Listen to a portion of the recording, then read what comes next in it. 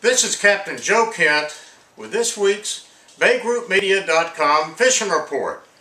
Well, you can tell we're not out on the water today, and the reason is we've got some east winds that are blowing 20 to 25 miles an hour. And that is a strong east wind, and those two factors, strong and east wind, just spell disaster for fishing around the Galveston Bay complex. So we're going to come in here and take this opportunity to go over some things with you that I've been wanting to share with you for a few weeks now. Here it is, early December, and we're starting some of the prime time for wade fishing around the Galveston Bay complex. And this is particularly true in Upper West Bay, East Bay, and also around the Kemah and Seabrook Flats. Now, one of the most popular baits to use, or let me say one of the most popular category to use, are artificial baits. And there's two reasons for that. Number one is that the supply of live shrimp tends to be very unreliable during the winter. And secondly, the fish usually are larger fish, and they're going after bait fish more so than shrimp. So all of the guides are going to be using hardware and soft plastics. So I want to go over with you just a few if you're new to wade fishing along the upper Texas coast, and in particular the Galveston Bay complex. Now you're going to hear a lot about the corky. It probably is the most popular of the artificial baits. All of the guides use them and just swear by them. I have found them to be an excellent cold water bait. The reason being is that they sink slowly. Now here is the popular corky fat boy. You hear about this, and you'll hear a lot more about this as the winter goes on. This is probably, if I had to guess about the most popular bait among the guides, this would be it. This is another of the corky series. Now, I'm using the term corky because I've been around a while and I've been using the term corky. Actually, now the bait is manufactured under the name of Paul Brown Originals. I don't have enough time to go into why that, but they're the same baits basically, but just are manufactured by a different owner.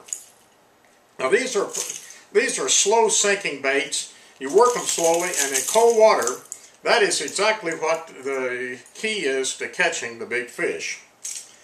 Now, one of the baits that is very, very popular, and incidentally, don't do what I've done here in your tackle box and put these things in here without separating them. But believe me, these treble hooks do find a way to get themselves locked together. Well, anyhow,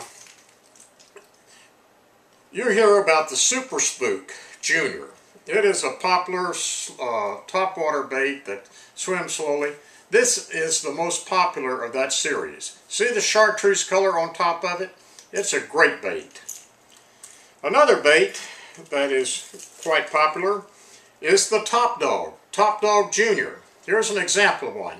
This may not be the most popular color, but it is a good wintertime bait. Another is the Broken Back, and that's the one that I'm going to show you here.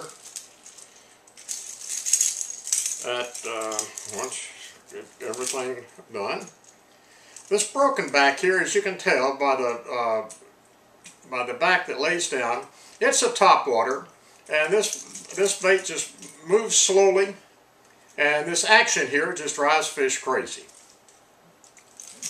Now here is the tried and probably the most popular bait from a lot of the older fishermen around here, the tried and true golden spoon. Don't let your tackle box go empty of these. There's times when the fish will hit golden spoons when they won't hit anything else.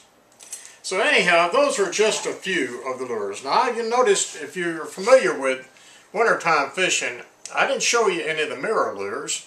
Mainly because they're in my wade fishing packet, and I don't have it close by. But Mirror Lure makes a great line of cold water baits. I say cold water baits. Actually, they're year-round baits, but they're particularly good in the cold weather. So anyhow, we've kind of touched base on some of these. You got to see an example of a few of them.